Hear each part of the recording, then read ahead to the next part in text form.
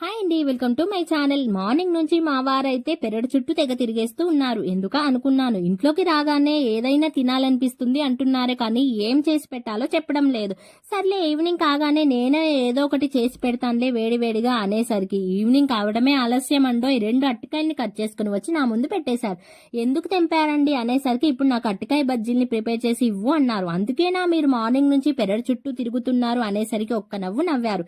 బాగా పెద్ద పనే పెట్టేశారులే అనేసి మనసులో అనుకొని ఈ అరటికాయ బజ్జీల్ని ప్రిపేర్ చేయడం స్టార్ట్ చేశాను.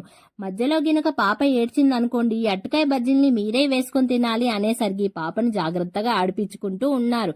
నేనైతే గబగబా వేడివేడిగా ఈ అరటికాయ బజ్జీల్ని అయితే ప్రిపేర్ చేసి సర్వ్ చేసి మా వారికి ఇచ్చేసానండోయ్.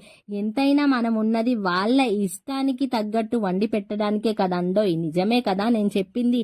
మీలో ఎంతమంది ఇలా మీ వారికి నచ్చినట్టు చేసి పెడతారు? కామెంట్ చేసేయండి.